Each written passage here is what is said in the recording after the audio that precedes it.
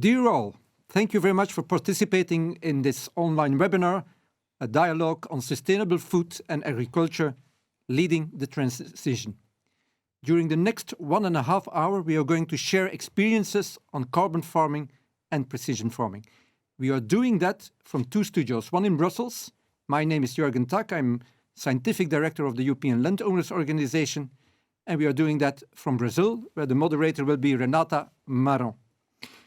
We are very glad to have you with us and in large numbers. With more than 400 participants, this is a large webinar. And we are really looking forward collecting our impressions and making them afterwards available on the replay of our website. So this event will be recorded and will be available later on. Now, to enable us to interact with you, we have 2 systems. We have a question and answers. You will find that within the Zoom function. And secondly, we are making use of Mentimeter. For Mentimeter, you can go to the website www.menti.com, and there you need the code 7401773. And I'm going to repeat that one. You need the code 7401773. And there you will have access to 4 questions, and we will look at the answers throughout this webinar. And to open this session, I will give immediately a first question. Is land management and biodiversity protection compatible with an economic, profitable agriculture?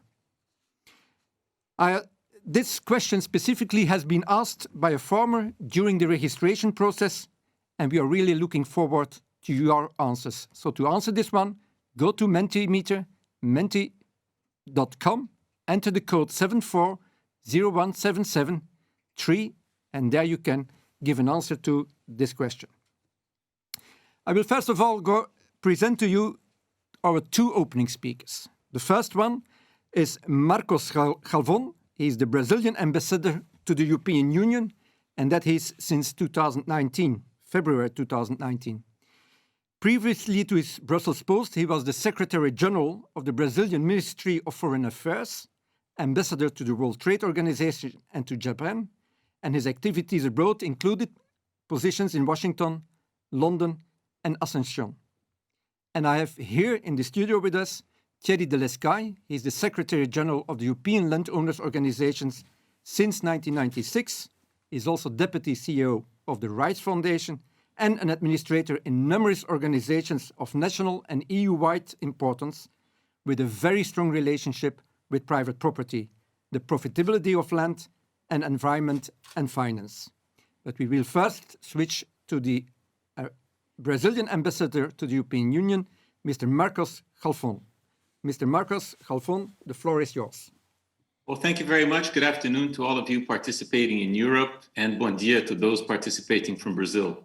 I'm glad to be here with Thierry Delescay, who once again, as Secretary General of the ELO, is a partner of Apex-Brasil in promoting this very important and necessary dialogue. Thierry is a friend of Brazil, a country whose reality he knows not from reading the news, but from leading fellow European farmers to see our people and our agriculture on the ground. And I wish to thank all participants, and in particular those who helped put this dialogue together in these difficult times of the COVID-19 pandemic. Speaking of this tragic pandemic, it is important to register that the agri-food production chains, global, regional, and local, and we need them all, rose to the challenge and made sure that around the world, food supply, food security, and food safety could be maintained. This is no small feat, and Brazil is proud to be a key player in this complex and absolutely vital undertaking. And of course, as many of you know, we have the capacity and the determination to perform even better as one of the most productive, social welfare generating and sustainable agricultures in the world. As the subtitle of this meeting implies, Brazil and the EU both have a leading role to play in ensuring that farming and food production be a strong pillar of an increasingly more sustainable and less climate changing world economy. We have set ourselves high ambitions.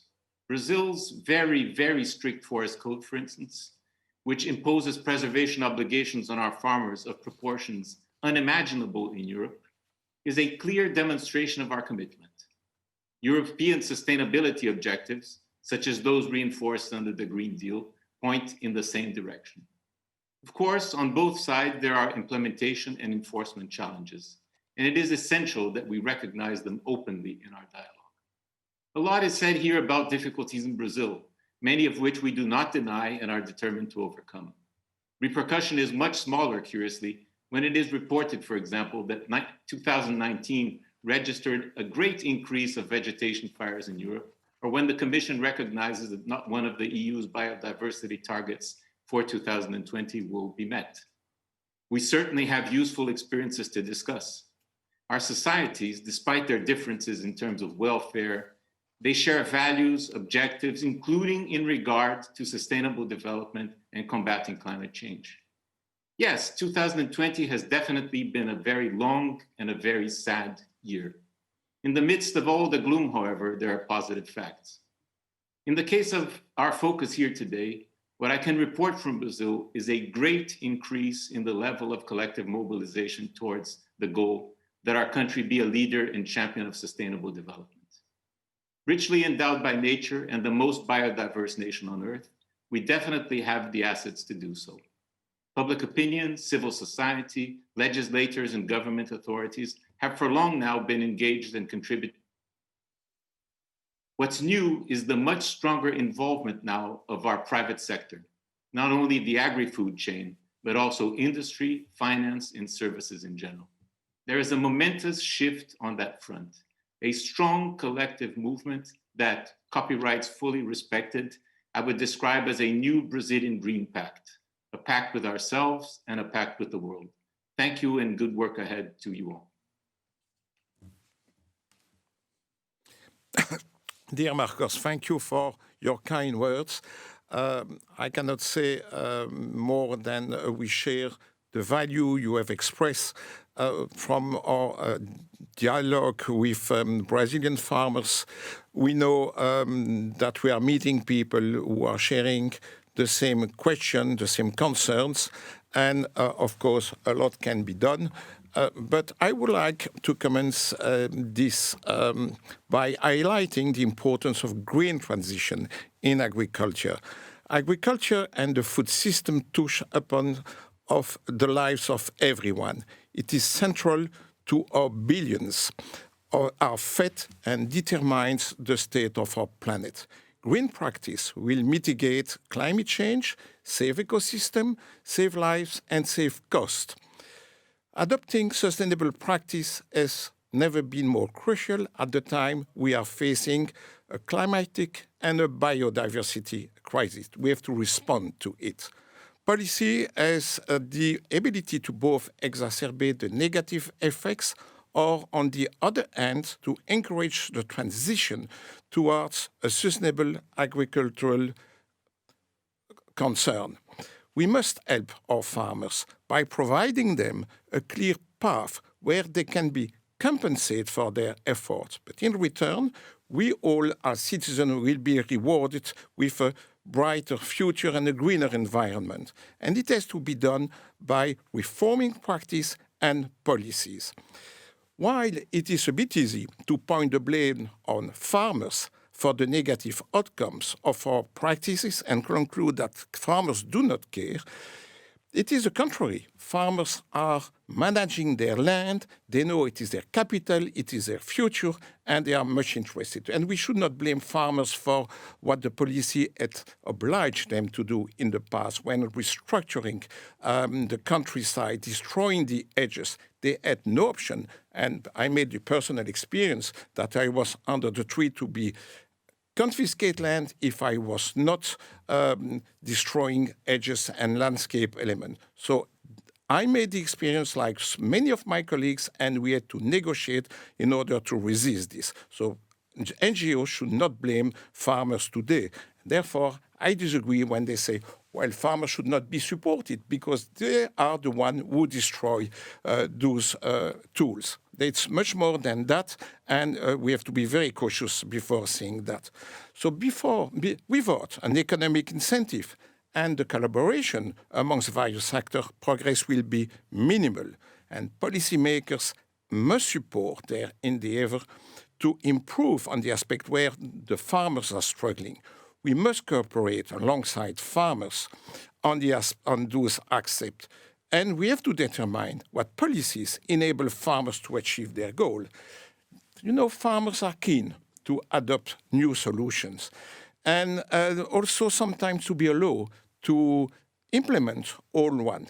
Look at the agroforestry opportunities. And I know, Marcos, that you in Brazil are adopting agroforestry mainly for pasture land, such as many of us are rediscovering it. It is a very good tool, and I'm pleased to identify how popular it is in Brazil.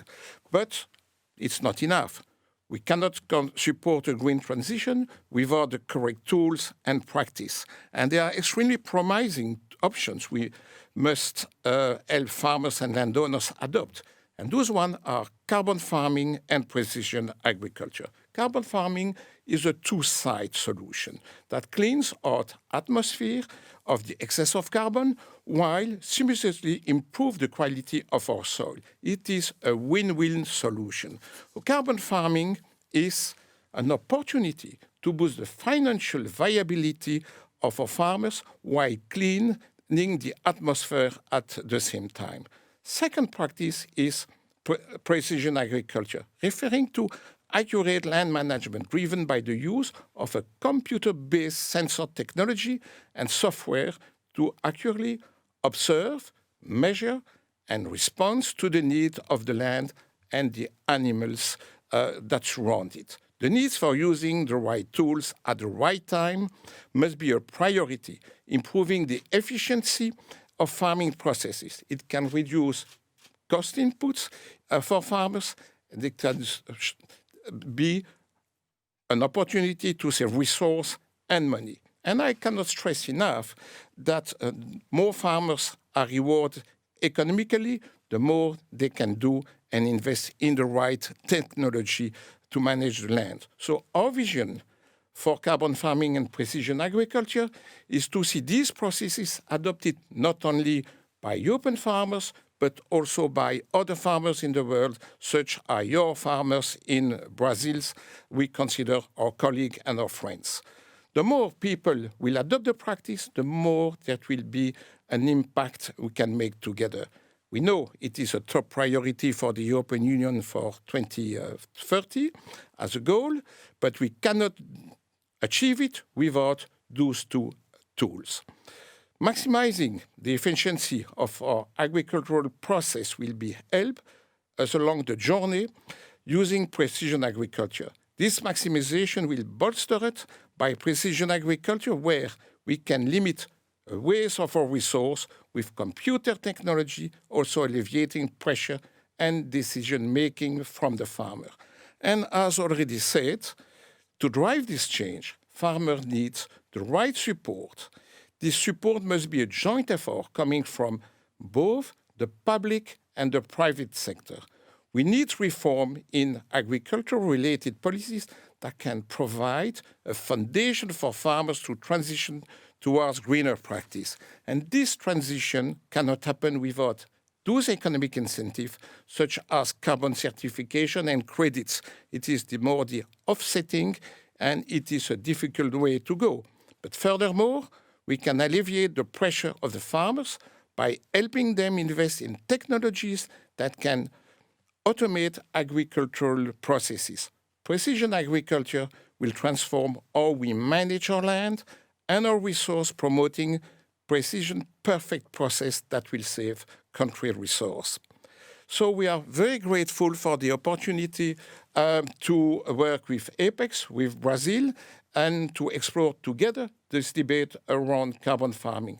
We know you have some experience, we have other experience. It's profitable to share our experience, our folks, and to try to develop our future together. Thank you, Mr. Galvan and Mr. Delescay.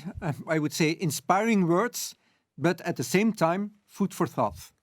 And speaking about food for thought, we have asked you the question before, is land management and biodiversity protection compatible with an economically profitable agriculture?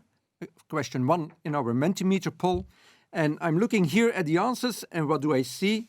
Yes, absolutely, says 43%. Yes, but with minor efforts by farmers was answered by 21%. And yes, with major efforts by farmers, 36%. And no, not at all, absolutely nobody.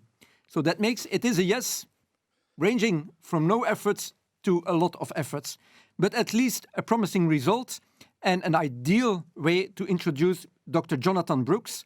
He's the head of Division Agricultural and Resources Policies at the OECD, and he has been working in a number of areas of agricultural policy, trade and development, and currently responsible for the work on global food security and has led a number of OECD reviews of agricultural policies as well in Brazil as in Chile. So he's the perfect person to speak today. So, Mr. Brooks, I give you the floor. Please.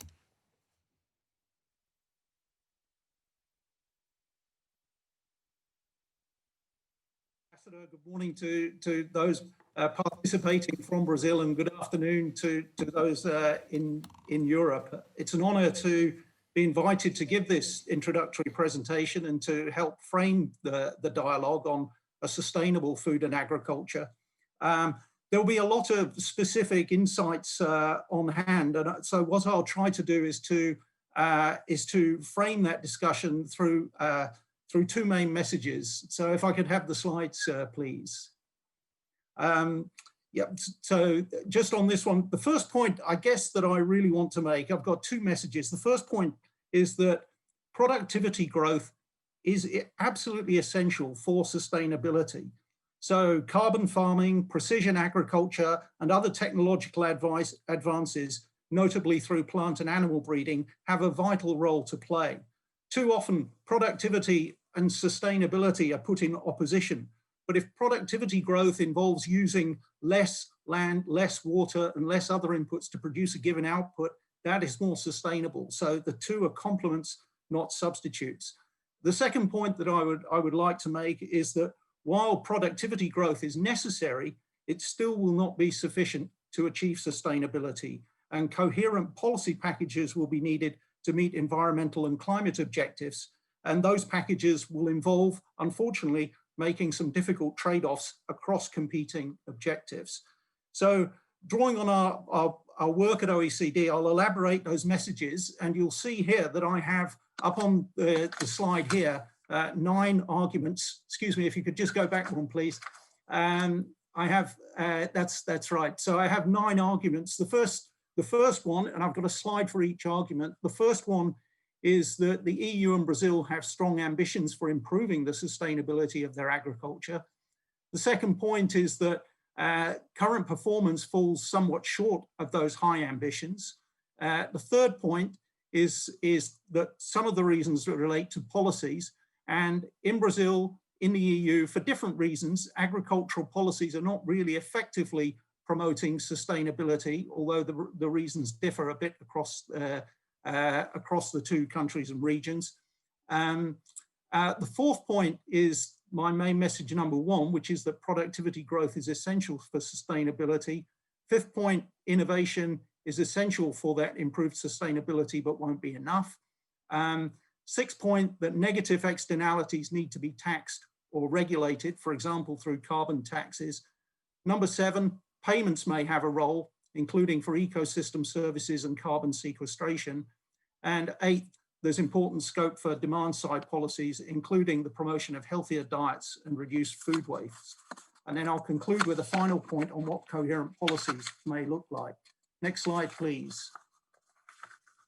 So just on the high levels of ambition in both Brazil and the EU, the ambassador noted that Brazil has high ambitions, and the guidelines for the development of a sustainable Brazilian agriculture set out broad objectives in the area of land governance and environmental compliance, innovation and sustainable production and inclusion. And the national policy on climate change sets an emission reduction target for agriculture of 5 to 6% by this year, in fact. Similarly, the EU's Green New Deal sets overall ambitions for the sustainable development of Europe. The Farm to Fork initiative is a key element of that framework. It has broad objectives as well as specific targets relating to the use of pesticides and fertilizer, nutrient losses, as well as land allocated to organic agriculture. And the CAP, as we know, will have to implement key aspects of the Farm to Fork. So implementation will be determined at the national level, but national plans will have to be developed and approved by the Commission. So there's a high level of ambition. Next slide, please. Now, the title here says that environmental trends are falling short of that ambition, but I think we need to put this in perspective. On the left of this graph, you'll see the change in agricultural production, which has gone up by an average of 2% a year. And nearly all of that production growth has come from increased agricultural productivity. And you have to ask yourself, what would have happened to land area and what would have happened to forestation, for example, if there hadn't been those increases in productivity? It would have had to come from land area instead. And so when you hear a lot of criticism saying, oh, the food system's broken, it's amazing how we take that for granted. If we hadn't had productivity growth, we'd be in desperate straits right now. So that's been the savior. But at the same time, the progress has been uneven. There have been improvements on reducing nutrient surpluses, but energy use and greenhouse gas emissions have continued to rise, while water availability is a growing issue. Next slide, please. So I mentioned that one of the reasons is continued reliance of support policies on measures that harm the environment. And this picture may be a bit cluttered at the moment, but it decomposes the support measures that we measure at OECD, including payments made to farmers through higher prices, as well as budgetary transfers. So across 54 countries, we find that per year, over $700 billion is transferred to agriculture in either payments to farmers or through higher prices or other payments to the sector. Now, of this 700 billion across 54 countries, nearly half of this came in the form of market price support or trade distorting support. And those are policies that tend to artificially stimulate production intensity and increased volumes, and they are the most environmentally harmful. So about half the support that is being provided is environmentally harmful.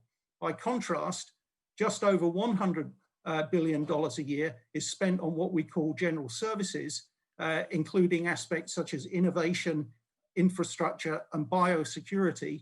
And those measures have the potential to improve sustainability. So there's underspending on those areas and an over-allocation of support to distorting mechanisms. Next slide, please. If we look at what's happened in the EU, we see that there was a much more distorting environment in the past where support used to account for 1/3 of farmers' receipts, and a lot of that used to be provided in distorting forms. There were reforms through the 2000s with a lowering in the rate of support and also a switch in instruments from more distorting to less distorting single farm payments. So there's been major progress, but still progress has stalled in the last 10 years. You can see from this graph, there's been little change in the last 10 years. And in fact, little is spent on that crucial category of providing the essential public goods that really would improve the sustainability of agriculture. Next slide, please. So the situation in Brazil, of course, is rather different. Government support accounts for a tiny proportion of farm receipts. So market distortions are not really the fundamental problems. The problems actually lie elsewhere, as the ambassador set out in terms of enforcing and the difficulties associated with making sure that environmental regulations stick. But as in the EU, Brazil underspends on key public investments that would contribute to sustainable productivity growth, in particular on infrastructure, skills, and in linking research and development to technical assistance. Next slide, please.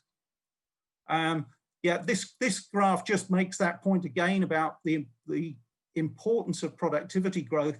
If you're going to increase output, talking about crops in this graph, but if you're going to increase output, you can do so by increasing area or by increasing yield. And you can increase yield by applying more inputs or by using inputs more effectively through what we call total factor productivity.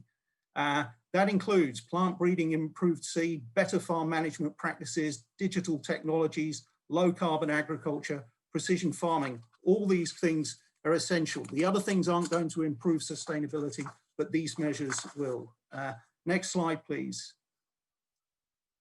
So this slide shows that across the countries which we monitor at OECD, there's been some decoupling of productivity from sustainability. Now, it's a bit difficult probably for you to see here, but basically we have nitrogen balances or emissions on one axis, and then on the horizontal side, we see what has happened to total factor productivity growth.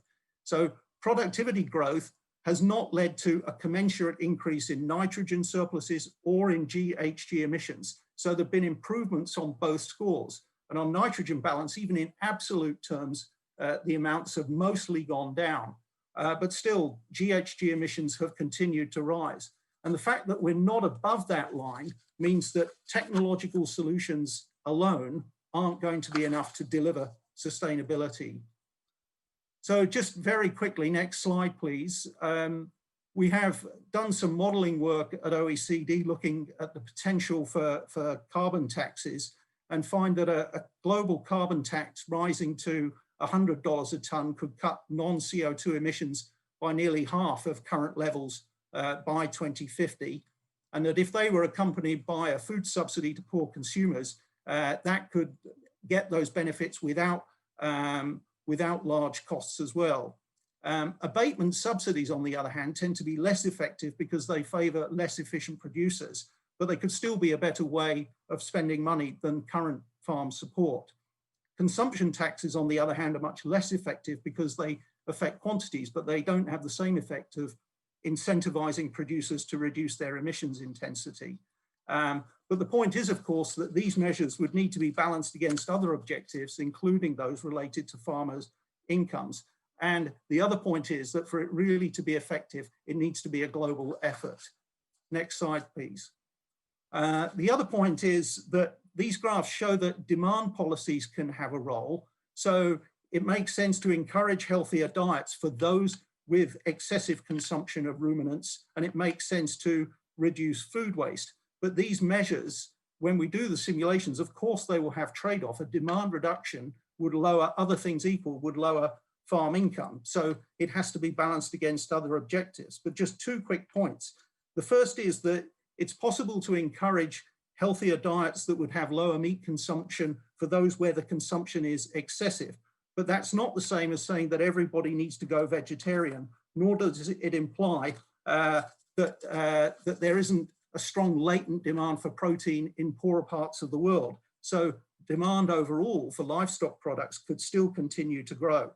Similarly, food waste is not something that can be simply wished away. Often it arises because of the opportunity cost of not wasting, more supermarket visits, less restaurant choice, etc. So the key there is to price in the externalities so that the consumer choices reflect more closely the wider pattern of social costs and benefits. So I'll just conclude with my very final slide. The point here is that it's complex. And we've referred to a triple challenge that the food system faces of ensuring food security and nutrition on the one hand, providing livelihoods to farmers and others, and also contributing to sustainable resource use. It's never just about one thing. So basically our recommendations are, firstly, there's a need to reorientate agricultural policy towards long-term productivity and sustainability objective. That means rolling back distorting support that encourages unsustainable practices. It means shifting public support towards the provision of genuine public goods that foster sustainable productivity growth, making innovation systems more responsive to sectoral needs, ensuring a stable and enabling policy and regulatory environment. It also means taxing emissions and other negative externalities.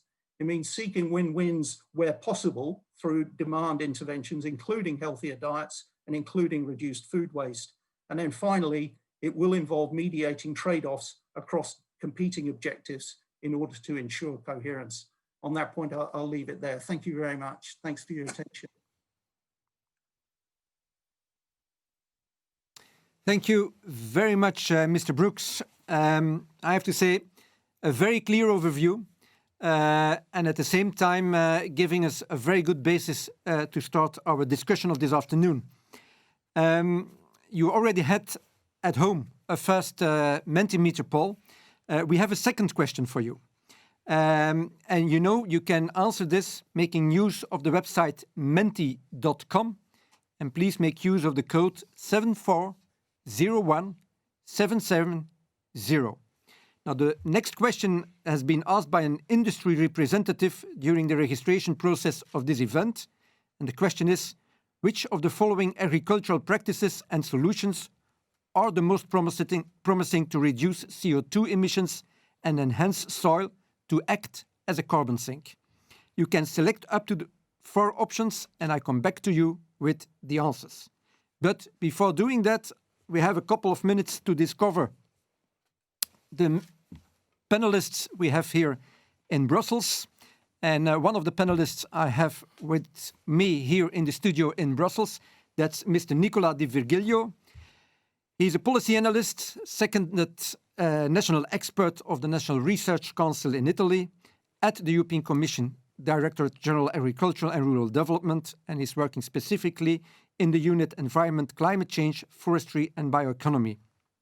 Second speaker, outside of the studio, but we have a link with her, is Anke Kwast. She is the Vice President Climate Neutrality Roadmap at Yara International, with 31 years of experience in the sector, and during 10 years she has been leading a research team of 80 researchers in Europe, Brazil and Africa to develop profitable and sustainable solutions for nutrient and water management in agriculture.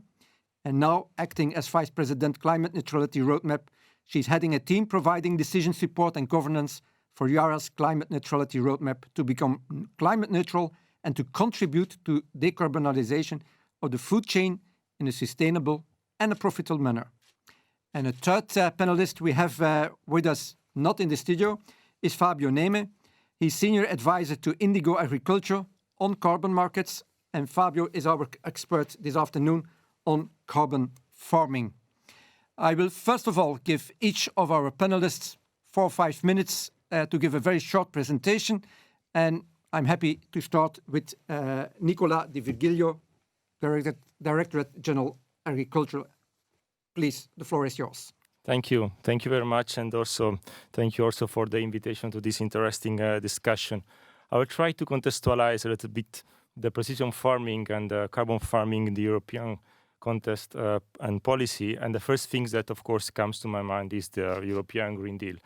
It's a new growth model for Europe, which touch all the sectors, and of course, agriculture as well. And you know, there are several strategies, the circular economy action plan, the biodiversity strategy, adaptation strategy, methane strategy, the new climatic tariff plan, and of course, the new methane strategy, the farm to fork strategy, of course. They are all include principles, needs, targets, which more or less touch in a way or another the agricultural sector. And I see that precision farming and carbon farming are two important pillars, if I may say, of this Green Deal, for the opportunity they have to contribute to several of those targets. For precision farming, we know the research community already produced several integrated systems where combining sensors together with images from the satellites, with softwares and algorithms integrated on the ground machine connected with GPS. I mean, they're been testing several possibilities in some pioneeristic farmers, I would say.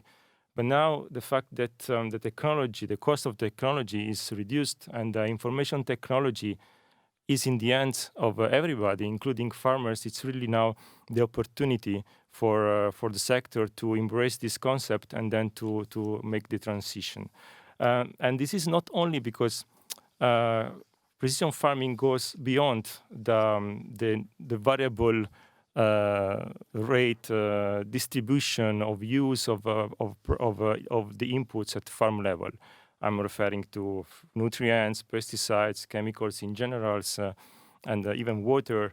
I mean, the precision farming, it's really like opportunity also for better exchanging knowledge at farm level for better communicate what farmers are doing, for better understand how to plan the use of their own land, and also to build a decision supporting system for farmers to be more resilient to climate change. So it's really a kind of a broad concept, and this is how I think it's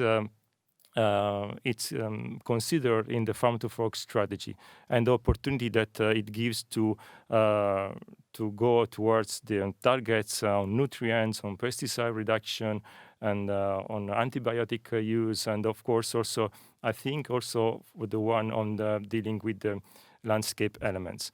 On the side of the mitigation part, as we saw from the impact assessment published by the commissions on the new climatic targets and the carbon neutrality in 2050, the role of the land managers will be very important, because we will be able to maybe decarbonize our economy in Europe, and of course agriculture as well needs to play its own role.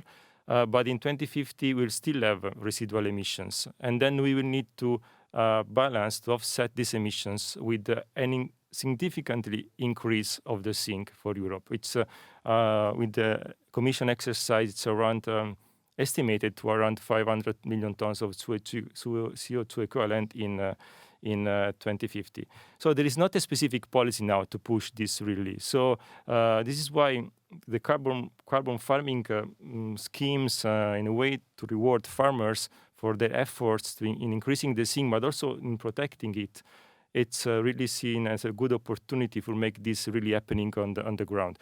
And in the farm to fork strategy, it's considered as a new income opportunity for farmers, as a new business models. In a way, they can try to increase the average level of soil organic carbon in arable land, in European arable land, or protect the carbon in the high carbon rich soils, and mainly referring to peatlands, for example, and also to increase the amount of carbon stored into the biomass. The Commission is doing several initiatives now, from LIFE project, LIFE calls, and specific studies, also with the idea to understand what is happening on the ground and produce kind of guidelines and the communication in 2021.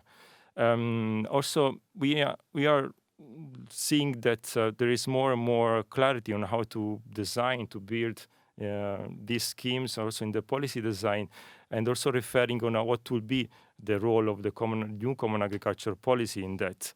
I think that both precision agriculture and carbon farming fits well in the new concept of the new principle, the new common agriculture policy.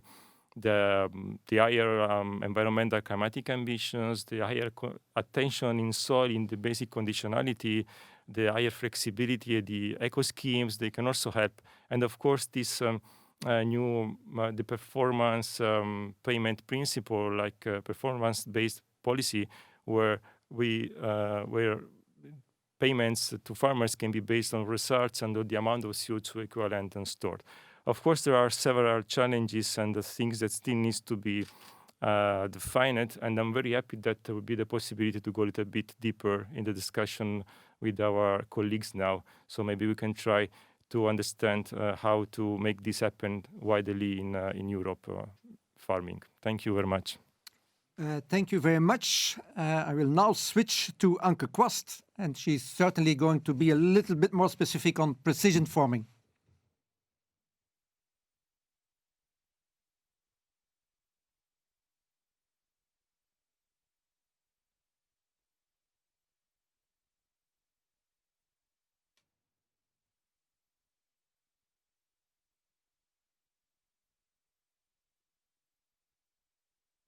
Anke, I'm afraid that your microphone is not open, so could you please switch it on, because we still don't hear you. No.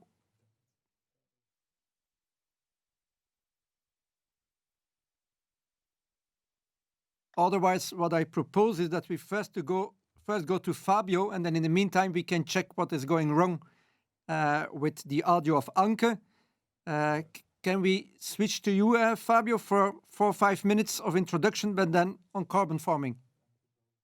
Certainly. First of all, thanks, Jürgen Yellow, for the invitation. Good afternoon to our European colleagues, and a special bom dia to our Brazilian colleagues. For those that are not familiar with Indigo, Indigo is a technology startup founded in 2014, whose stated mission is to harness nature to sustainably feed the planet. The original business was focused on plant microbes to protect and optimize crops.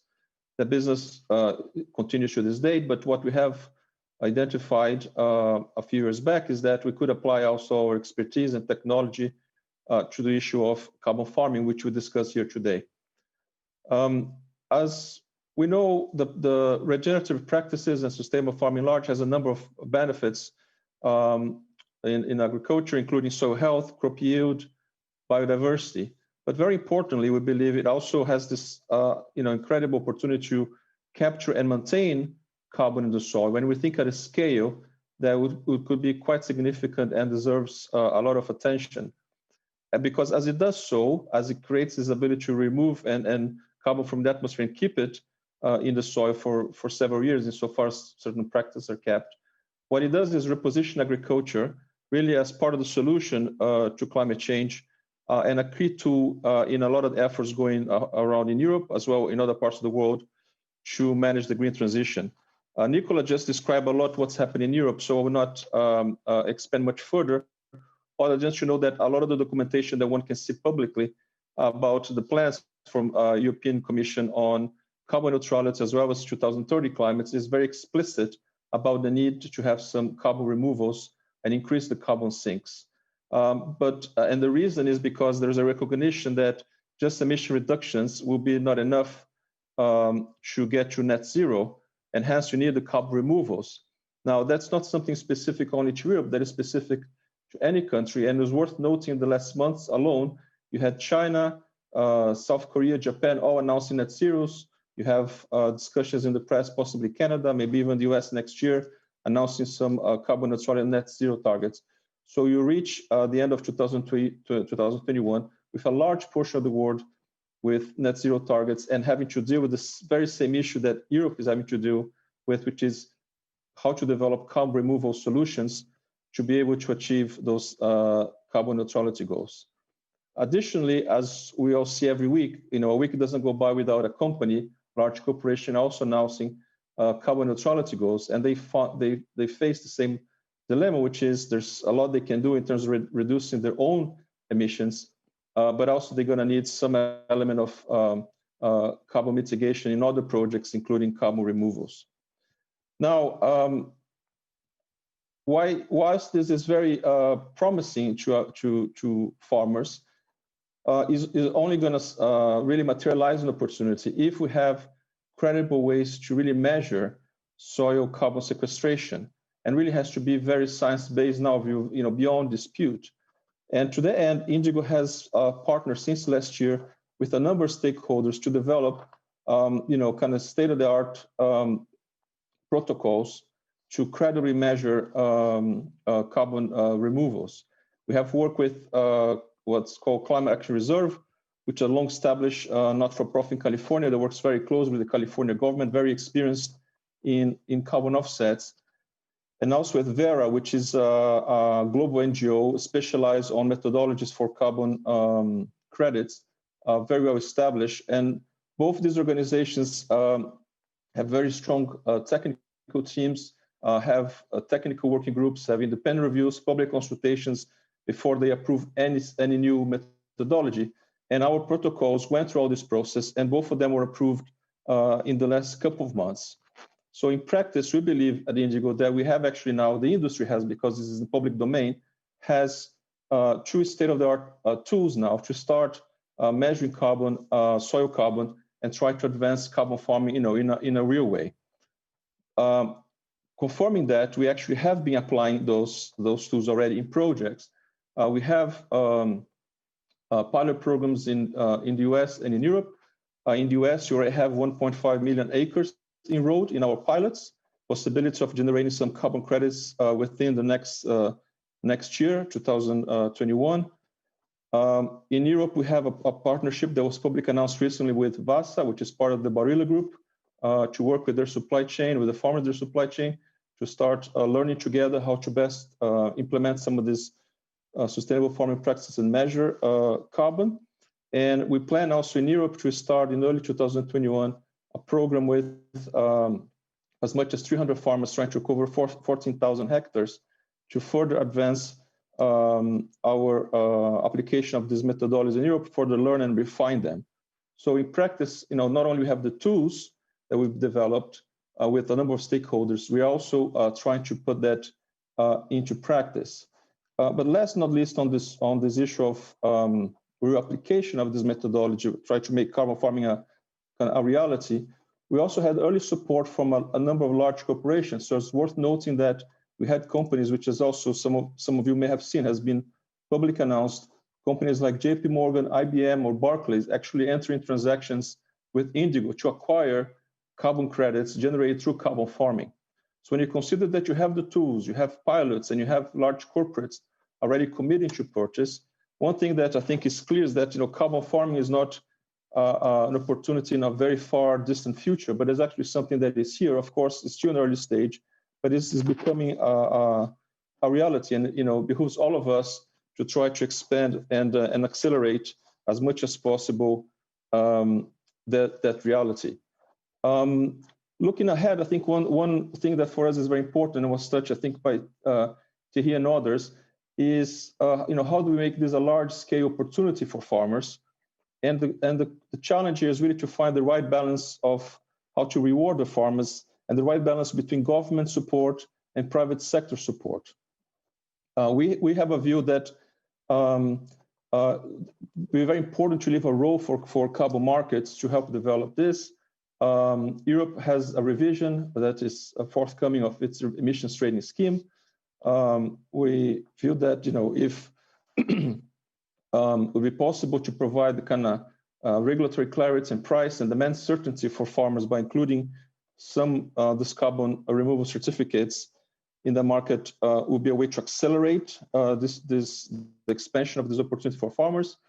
But beyond Europe, you have a number of the opportunities emerging within the United Nations climate discussions. There is something referred to as Article 6, which is trying to create the framework for international transactions of carbon credits that is expected to reach a final agreement. Negotiations still ongoing, but the expectation is that they will be completed by the end of next year in the COP26. And you have also a very robust voluntary corporate market for carbon credits, with many companies, as I mentioned before, announcing their intent in going carbon neutral and therefore having to at least a portion of their emission reduction targets acquire some carbon credits. For this to be scale and materialize and as fast as possible, we feel that it really requires a cooperation alignment of a large group of stakeholders: private sector, government, policymakers, academics, scientists, civil society, because there's really a number of things that need to come together to enable carbon farming to become something that serves farmers across several markets. We've been working with several of these stakeholders already as we try to implement the initiatives I described, the development of these breakthrough methodologies, pilots, as well as partnerships with buyers.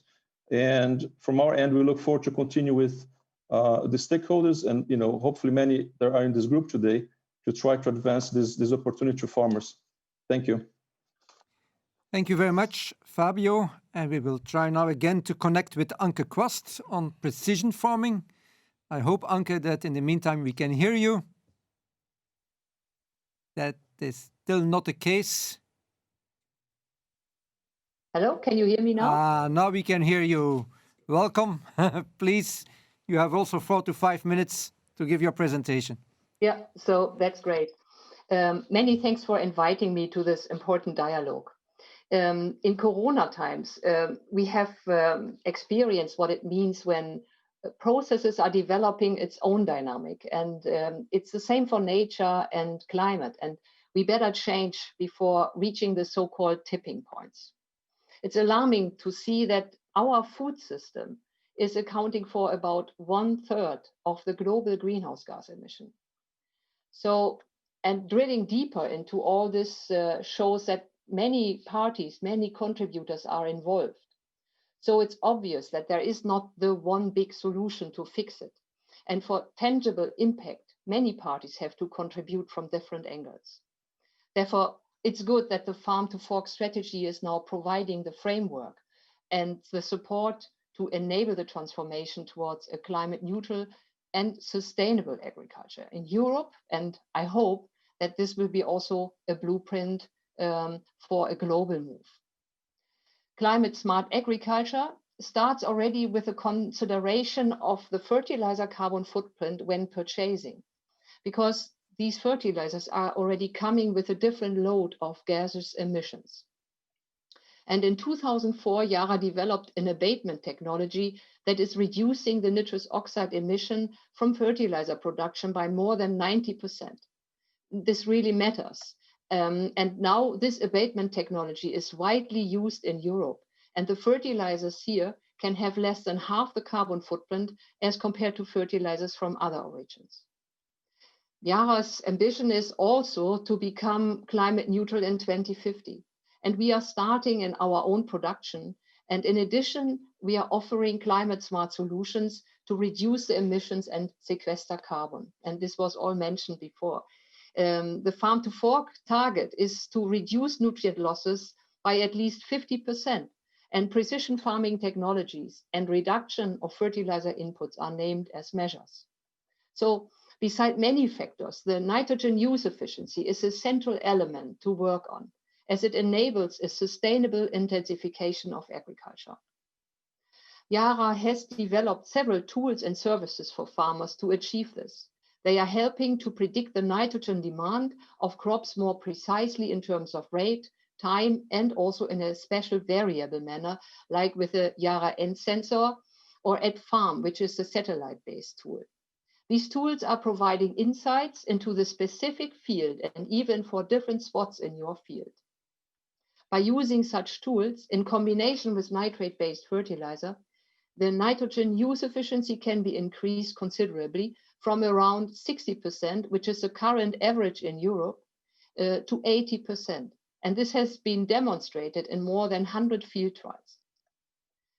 Yara has made precision farming affordable, and digitalization is not a dream, it is available, and it's coming with a good timing. After piloting work in the last years, beginning of next year, a digital platform will be available in 15 countries and for 23 crops to scale up the holistic digital offer of Yara. For example, for wheat, the offer consists of field-specific crop nutrition planning, access to hyperlocal weather data, crop monitoring via satellite images, measurement of nitrogen uptake either via photo analysis via the phone or with the N-Tester BT device. And as well as variable rate application cards, they are based on the Yara N sensor algorithm. They can then be transferred wirelessly to the machinery. Yara will also start monitoring yield, nutrient use efficiency, and carbon footprint, and provide local and regional benchmarks for those metrics. Because first of all, we need to measure what we want to improve. And secondly, it's so exciting to see how good the neighbors are doing. So the tools are designed to be user-friendly and to enable a more sustainable, but also profitable crop production. Many thanks for your attention. Thank you very much, Anke. A very interesting presentation of all of our panelists sharing their visions on the topics we are discussing. But I would like to go first back to you, our audience, what you have answered on question 2 of our Mentimeter poll. And that question was, which of the following agricultural practices and solutions are the most promising to reduce CO2 emissions and enhance soil to act as a carbon sink. And I have to say almost 1 out of 2, 48%, has voted for residue and tillage management, no-till, strip-till, and direct seed. And let's say on a second and a third place, but with a very close difference of only 1%, so respectively 29 and 28%, you have indicated silvopasture establishment and nutrient management. That brings me to the next question, or a third question in the Mentimeter poll. What do you consider the most visible environmental benefit of precision agriculture technologies? Even if you didn't answer to the first 2 questions, you can still participate in our poll. Go to menti.com with the code 7401773. And while you are answering, we will have a discussion here with the Brussels panel, even if most of the people are not in Brussels. And we have received quite a number of questions on the question and answer section. Some of them are very policy-oriented, very political. I'm afraid that I will have to limit our questions to the 2 topics we're discussing this afternoon, which is carbon farming and precision agriculture. And I will try to combine a couple of those questions. Now, for first question, I would like to go to Nicola. Nicola, I'm combining 2 questions, one from Susanne Hunt. She's writing, there seems to be consensus that we need to price externalities and compensate farmers for public goods and services that they provide. And she's asking, could the speakers give more specifics on mechanisms that they think will be effective in accomplishing these 2 goals?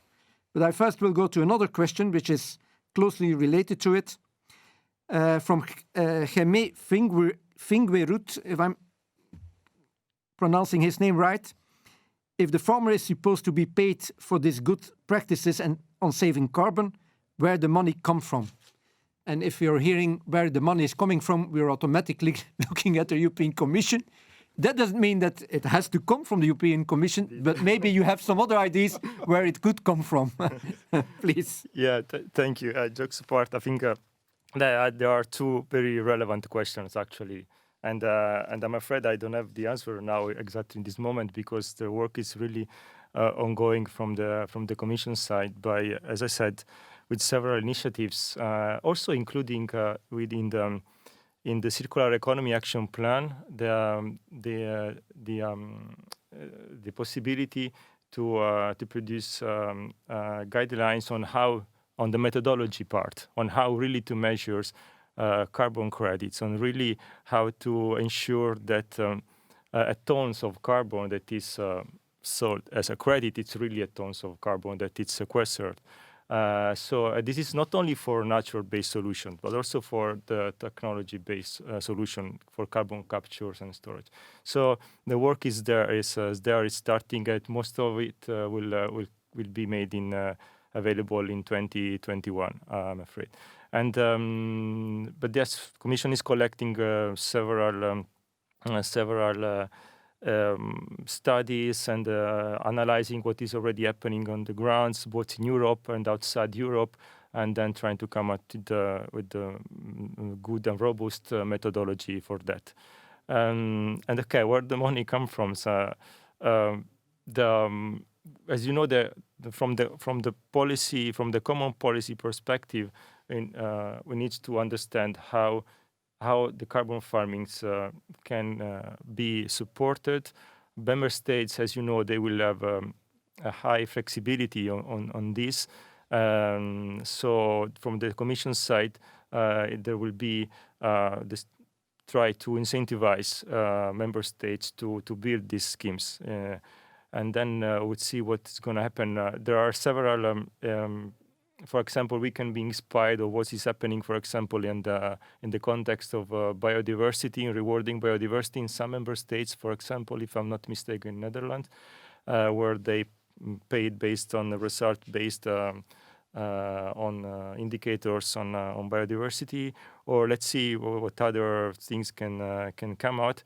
But it's very important that there is this integration between what common agriculture policy can do in terms of creating enabling conditions for farmers, and what the market can also do.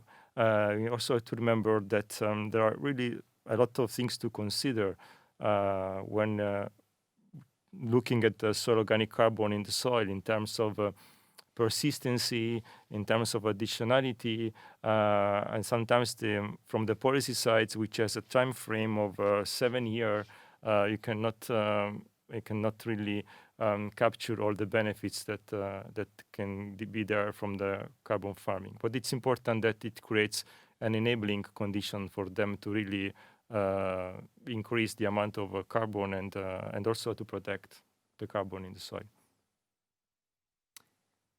Thank you very much. For a second question, I will go to Anke, because it's on precision farming, and it's a question coming from Eduardo Daher.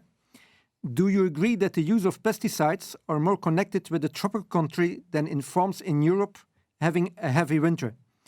And do the farmers in tropical countries want to waste their profitable profit? But first of all, Anke, I would like to ask you, is there indeed a more urgent need to make use of pesticides in more tropical countries? And if that is the case, what can precision farming do for them?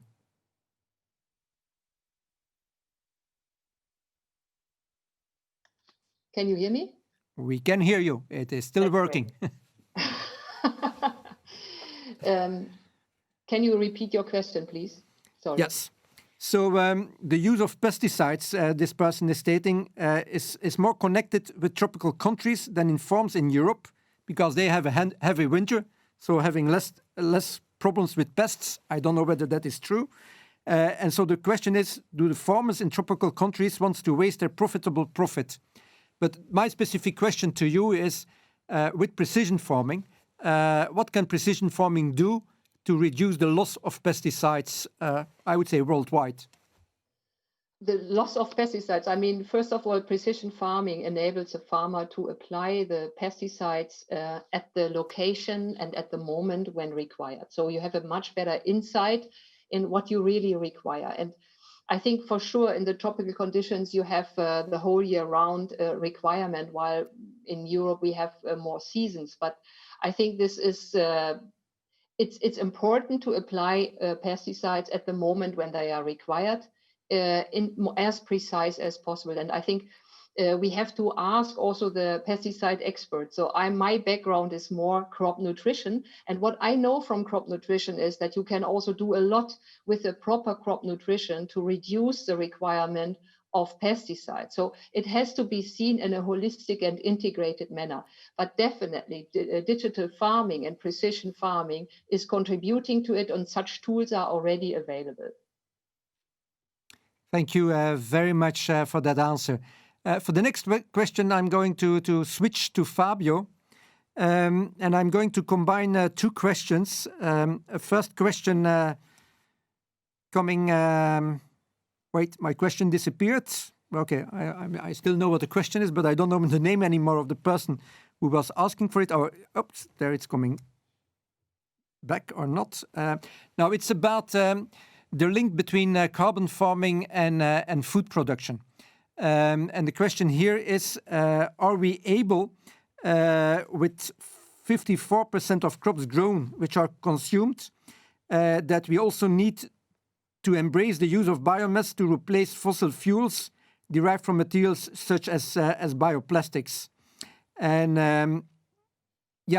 and do we have to search for a balance between food production and carbon farming, or is that something that can exist next to each other?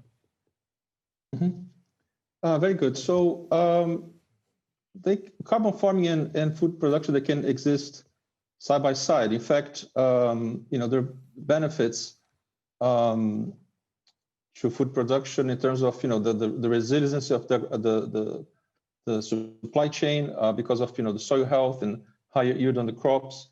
So they can certainly go side by side. And there isn't really a trade-off. There is to say the farmer has to lose on the agricultural side to be able to gain more on the, let's say, on the carbon credit generation. There's a very close and a clear alignment between better agriculture means actually you can generate the carbon credits and have a second line of revenue. So I think that's an opportunity that's there. And as I described in my introductory remarks, you already have evidence of companies, large corporates willing to acquire those credits, which provide a concrete evidence, even though it's early stage, but concrete evidence that those revenues can be real. Jürgen, the first question, I'm not certain I understood in relation to the bioplastics. If you don't mind repeating it. Well, that was, do you agree that carbon farming also needs us to embrace the use of biomass to replace fossil fuels derived materials such as bioplastics?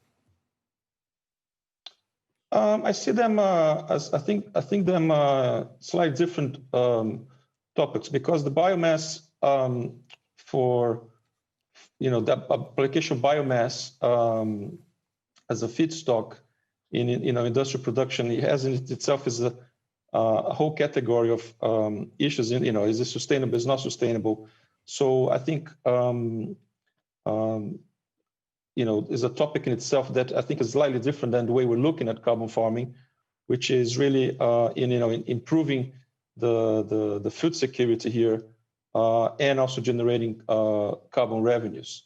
So I look at them as slightly different topics, although they both require discussions about what's the right market design, what's the right incentives to really credibly be considered sustainable and have a positive carbon benefit. Okay, thank you very much for that. I still have a lot of questions. The public still has a lot of questions, but I have to make sure that Renata in Brazil is still speaking to me after this webinar, so I have to make sure that we are switching to Brazil as soon as possible. Maybe a couple of remarks, key messages that I've taken up is, first of all, carbon farming, precision agriculture, two new methodologies that certainly can play a role in sustainable food and agriculture.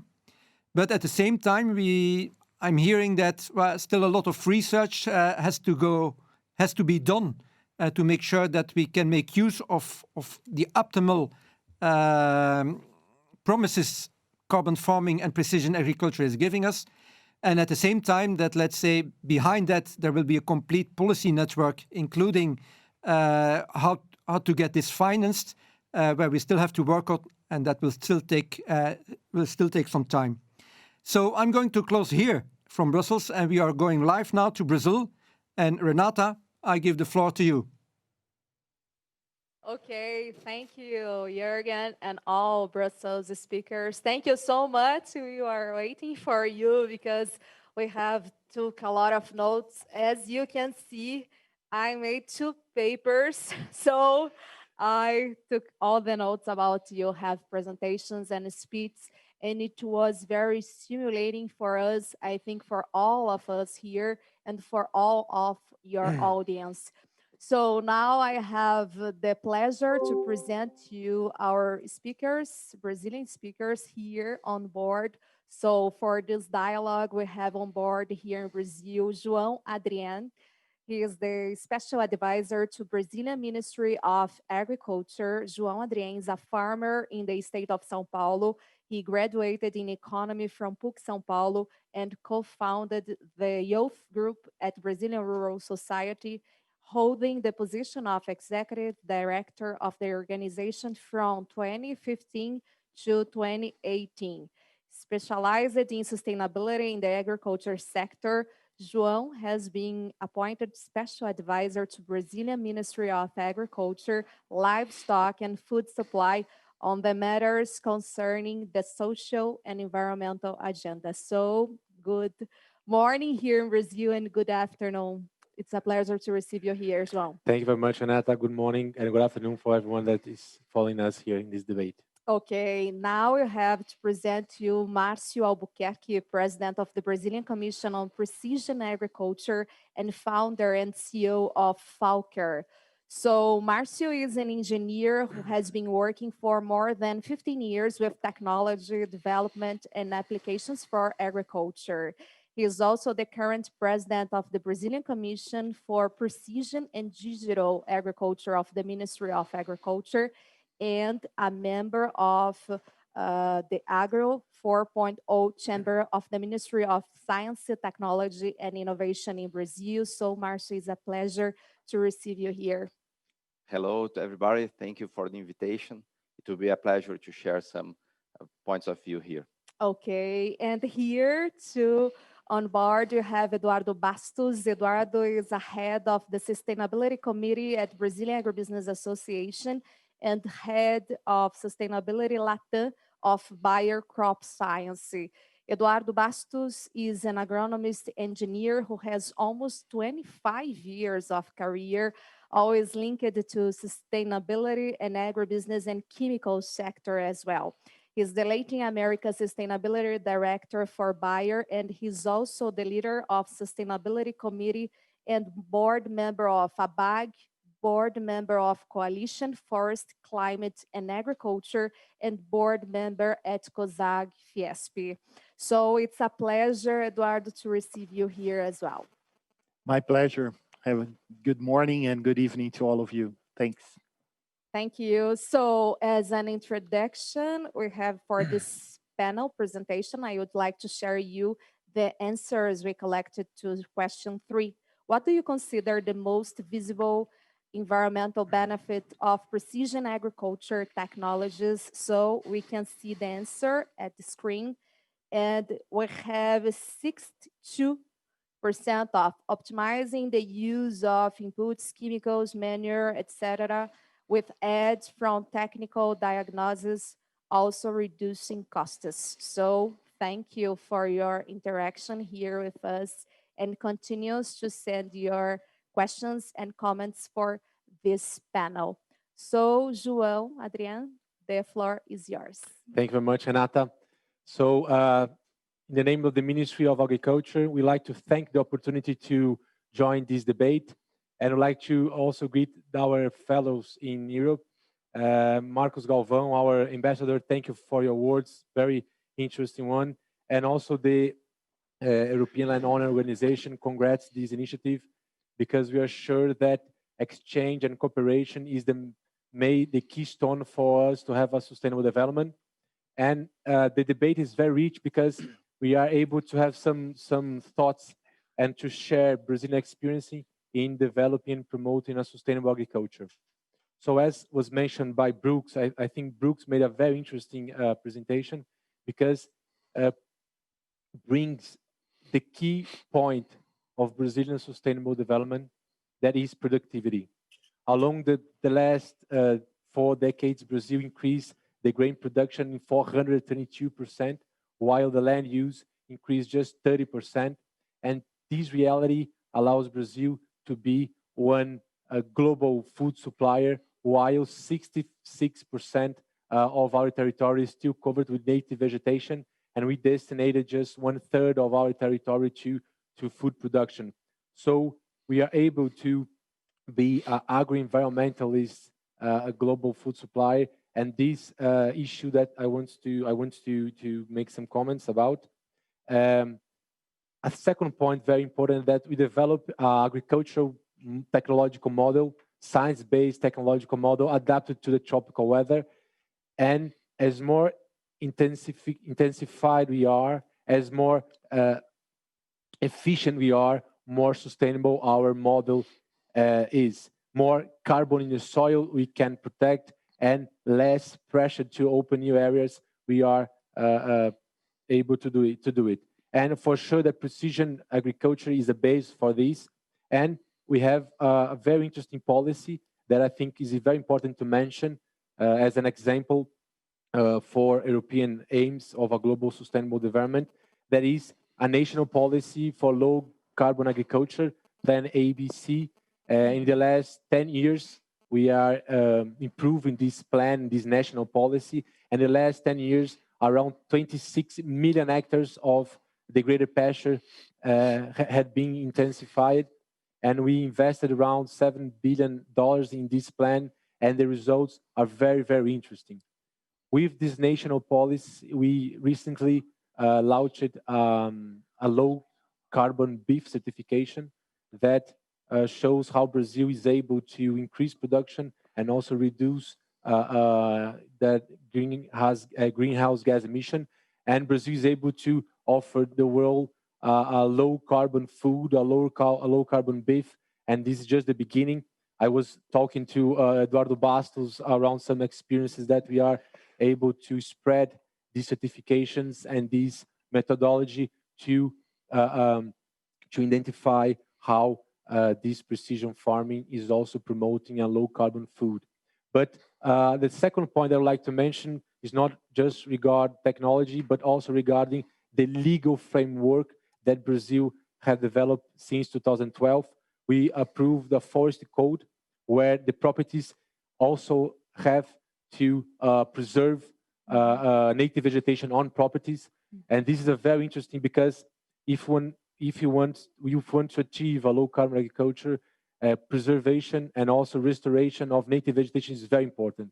So Brazilian farmers understand that preserve and produce is something that has to be done in an integrated approach, in the landscape integrated approach. And this has been developed since 2012.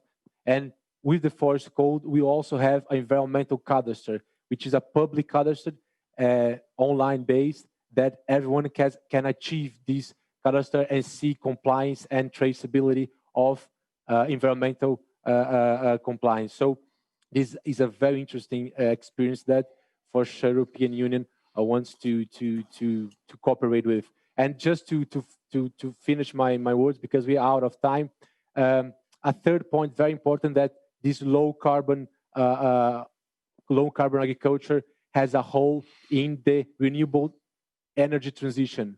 We need, and we can't forget that precision farming and low carbon farming needs to address the challenge to have a renewable matrix energy. And noting that more than 70% of the global emissions based on fossil fuels use, and Brazil had the RenovaBio policy that taxes fossil fuels distributors in benefits of renewable energy producers. So these 3 points that I like to conclude my words, talking about low carbon technology based on productivity increase, a legal framework that preserves forestry on property, and the third word is a policy to promote renewable energy. And we think that with these 3 elements, Brazil is able to cooperate with the European Union, looking forward with the Green Deal and farm-to-farm strategy and all these other global aims for sustainable development. So thank you very much for the opportunity. Okay, thank you, João. I think with all these examples, we can share with the Europeans what we are doing with our efforts to share with the audience. And I took notes about ABC plan, so good what we had made on 10 years and what you can do after 10 years, the next generation. Yes. Low carbon beef certification is so good. It's a partnership with Embrapa, very well. And about RenovaBio, that's so example, good biofuel. So, and the forest code. Yes, very good. So now I want to share you the presentation with Márcio Albuquerque to share with us the precision farming. So the floor is yours. Thank you. Thank you everybody for the invitation. It's a pleasure to share the experiences as how precision ag is helping Brazilian farmers to better produce and produce in a sustainable way. Precision farming was introduced in Brazil in the end of the 90s, and it started to spread at the beginning of this century. Precision agriculture in Brazil is based on soil sampling and soil mapping to understand the variability of the soil, to better use the different inputs. When we use the inputs in the right amount, in the right place, we can have higher yields and a better margin to farmers. To understand what part of the farm is performing better and what part needs more attention is the initial goal of precision farming. Variable rate applications of fertilizers and lime is the most widespread technology for precision farming in Brazil. As a very big and diverse country, we have different realities from South and different regions.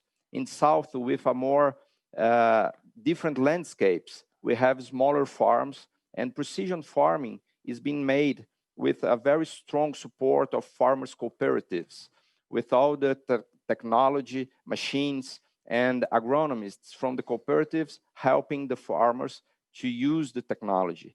When we go to the Central East and we have bigger farms, we can have the technology inside the farm with the farmers being able to have all the machines and the technology inside the farm.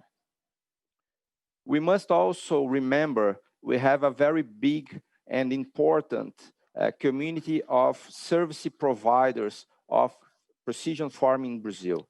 There are more than 200 small and medium companies that help farmers of all sizes to make a better use of technology.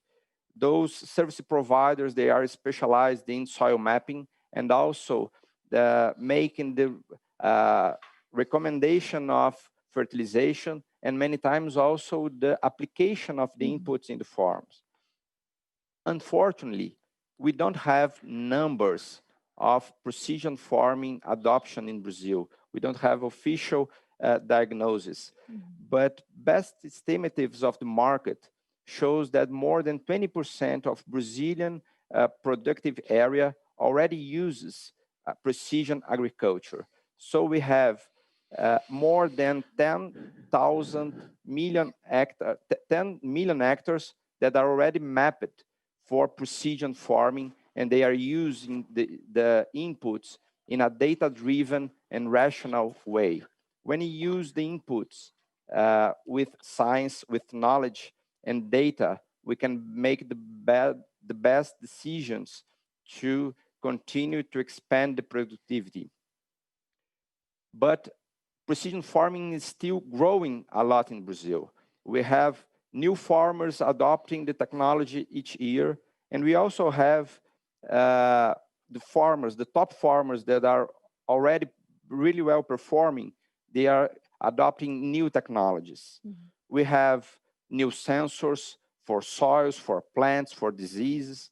We have satellite imagery use that is also increasing. We have the UAVs mapping different parameters of the fields. And all this is going to a digital agriculture.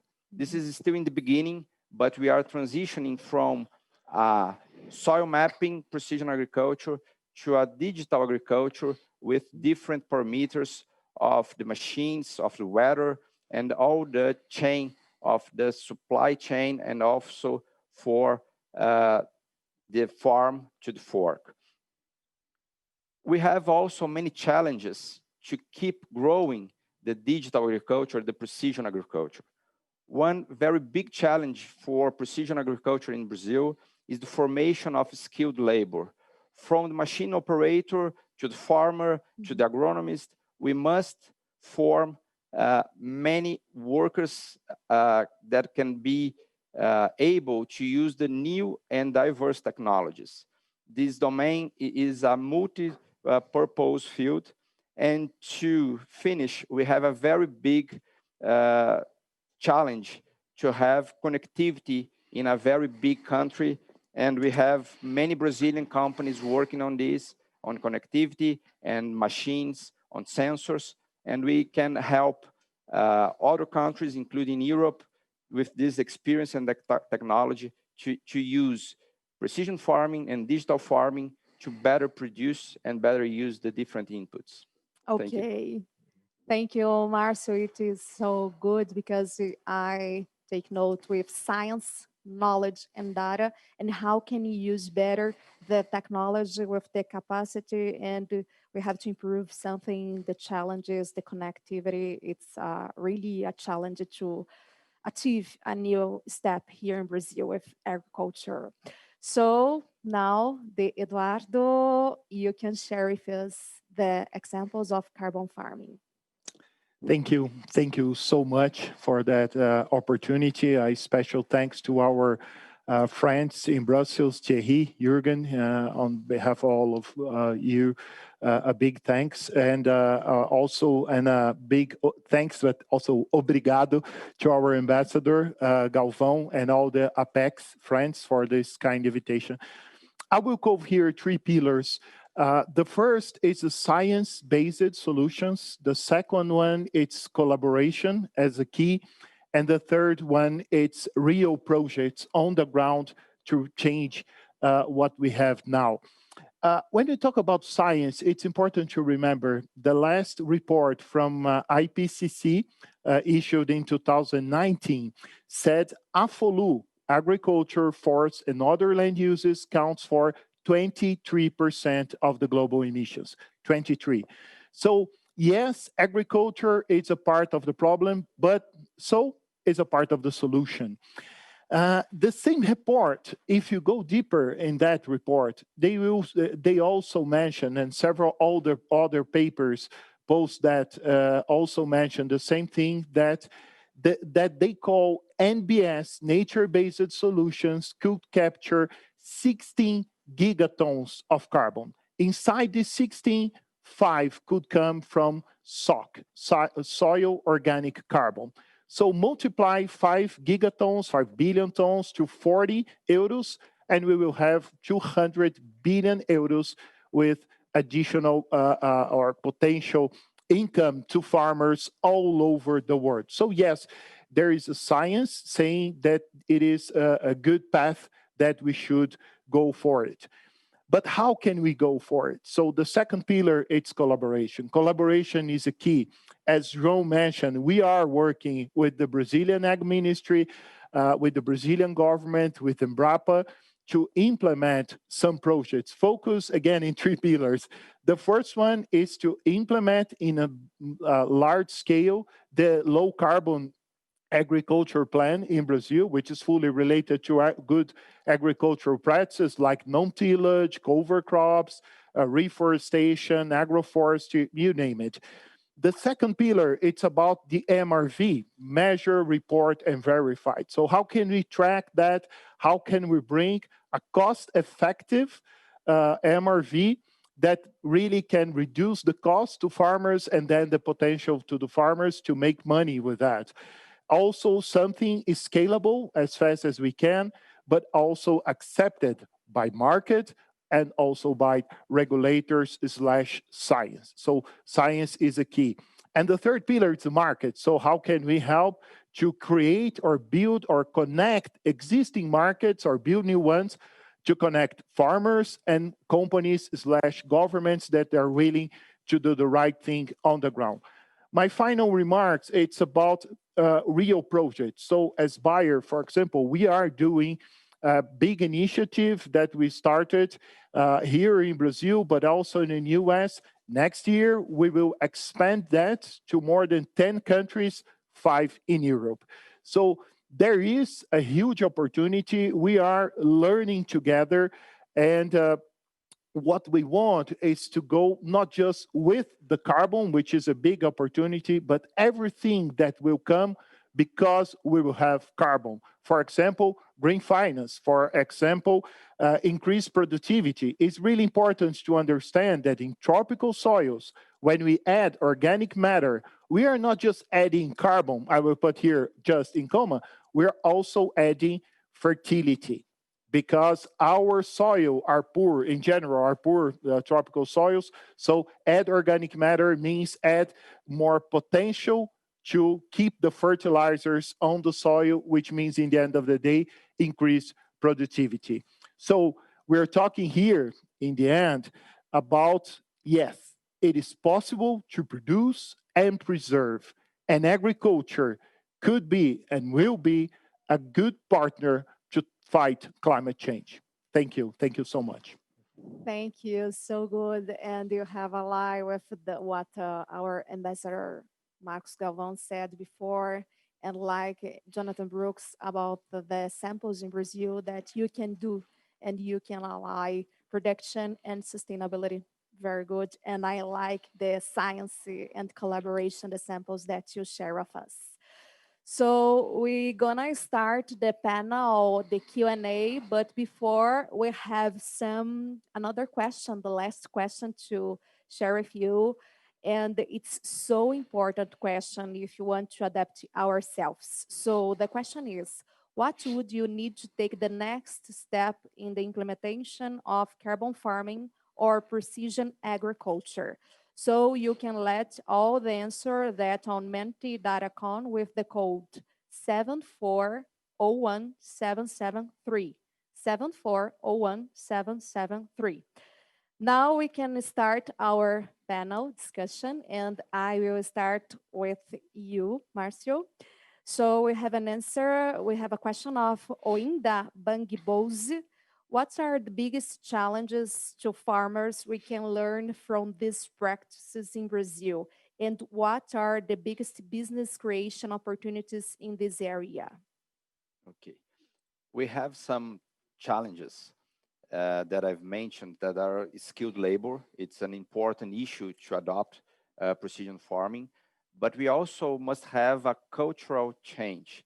Farmers must get used to take decisions based on data, not only on use techniques. So to change and start to make decisions based on numbers and data is the first step for precision and digital farming.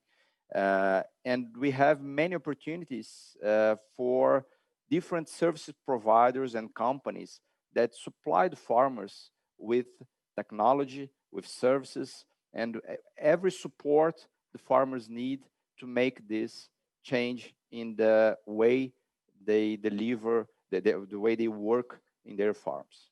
Okay, thank you so much. Now, João, I have a question to you. We received a question from a registered participant. We don't have the name, but thank you for your participants. So about how is Brazil prepared to implement crops and forest integration? So our policy, like ABC policy, the last 10 years, we achieved more than 12 to 15 million hectares of integrated pasture, forestry, and agriculture.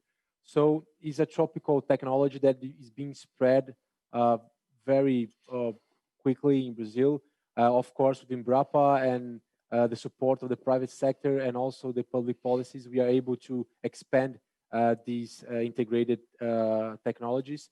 And in 2020, this year, the ABC plan, this national policy, will be renewed for the next 10 years. So we are much more ambitious with these integration systems because we understand that this is the base to have a more resilient model for climate change and also for a low carbon food, just like the neutral carbon beef, but also neutral carbon soybeans, something that we are discussing with Embrapa. So I think public policy is very important. Partnership with private sector and also technological improvement is the key for more the use of adoption of these integrated systems. Okay, thank you. And now with you, Eduardo, when talking about lifetime of technological investments in carbon farming measures, what would be acceptable time frame to consider between investment and returners? So a question from Lionel Alexandre. So it's about investment for small farmers. Thank you, Lionel, for the question. Depends of the technology. What we are seeing, like João mentioned, the integrated systems. I remember 10 years ago when we started to discuss that, João, and we're seeing, okay, maybe in 10 years we will have 2 million hectares. We have today, the number from Embrapa is 17 million hectares, and we are looking forward to grow up to 30 million hectares in the next 10 years. So most of the technologies actually can be implemented in a season, or like here in Brazil, we have, 2 or 3 seasons. I know in Europe, most of the cases are 1 season, but when you talk about non-tillage, cover crops, farmers can start now. They can do that as fast as they can, but for sure, there is a part of the investment that they will need 2 to 3 years to start to receive the receive the investment that they put. But again, there are cost-effective tools, and that's we are focusing. It doesn't matter if you are a smallholder, if you're a medium farmer or a big farmer. Most of those technologies, like we mentioned here, can be implemented and can be implemented in a season. Thank you. So I have another, it's similar, Eduardo. So I have a question from the audience. João Siqueira, thank you so much. About costs to farmers, maybe to Eduardo, how can investments be paid off for small farmers? Good, thank you. Yeah, it's somehow related. One thing important I mentioned about the MRV, the measure, report, and verify. Today, it's really costly. So yes, it's possible to make carbon, samples in the soil, and then you can track and go to market and try to sell it. But it will cost at least 100 euros per hectare. So you will sell by 5, 10, 15, and it's not got effective yet. So what we are looking for with Embrapa here in Brazil, but also with a lot of other universities like FAUBA in Argentina and several in North America, Europe, and other countries and regions in the world, is to reduce that cost, bringing digital solutions. So it's really important, and I appreciate that a lot, Marcio, your thoughts, because without digital technologies, it won't be possible to reduce the cost. And what we want to reduce that cost to something around €1 per hectare. And then we can sell the carbon and make money with that as a farmer. Thank you. And you have another to you, João. Thank you, Antonio Heitor, to be with us. How much carbon we can produce without compromising food production and wood production? So I think that this question is we are able to answer this in a very short term, because our lack of indicators is a challenge for us. And we think that with all this work that has been done with Embrapa, we are able to measure better the carbon in soil. But an example, the NBC, the nature carbon beef, in a regular and extensive cattle production, around 800 and 480 tons of carbon are emitted for cattle. But with the NBC, we are able to cap around 27 tons of carbon in soil. So you see that this NBC allows Brazil to have like a net emission of carbon. So this is one kind of indicators that we have, but we are sure that when we started to consider the native vegetation protected on the properties with these low carbon technologies, Brazil will be able to have for sure as a neutral carbon food in a very short term. So this is kind of things that we are looking in the short term for this issue. Okay, we have one more just because of the time. So let's go to the Marcio. The same question discussed in Brussels. Does tropical agri requires more pesticides, and how precision farming can help that? The basis of precision farming is to understand the variability of the area. So when we apply some pesticide or any input, we must know if it's needed. And we already have technology from sensors, from AUVs, to map where the product is needed, where it's not needed. We have some on-the-go sensors that can reduce up to 90% the use of some pesticides. Mm-hmm. So it's important to use technology to apply as needed, not more, not just to apply. Okay, just one more and we're finished there. João, I have another for you for question from Tommaso Galli. Thank you so much, Tommaso. How technology helps Brazil to improve the agriculture register in Brazil? Agriculture register. Yes. So I think that we have one very interesting example of a register that is the environmental register cadastre. No, environmental cadastre, rural cadastre that the Forestry Code created. And what is very interesting is because nowadays we have more than 4.5 million properties under this cadastre, and we can check by remote sensors, by satellite, the compliance with the Forest Code from these producers. So we are able also to identify like the carbon stock take on these properties, and also the adoption of low carbon technologies, because this is an online cadastre, and we are sure that with these kind of examples, we will be very much close to a 100% traceability, 100% transparency in environmental compliance. So I think that this is an example, that an experience that Brazil has developed, that maybe could help or be an example for other countries, because we are having much good achievements in government, in land governance, and also environmental compliance. I don't know if this was a question, but I think that this could be a way of answering this. Thank you so much. Thank you, João. Thank you, Eduardo. Thank you, Marcio. So we're gonna to finish this discussion. Thank you so much for the audience, all of you. I think if you give us the opportunity to, in the microphone, to discuss the dialogue, we have a lot of examples to share with you there in Europe. So thank you so much. See you the next time. Thank you, Jürgen. Thank you, Renata. Thank you, the three panelists in Brazil.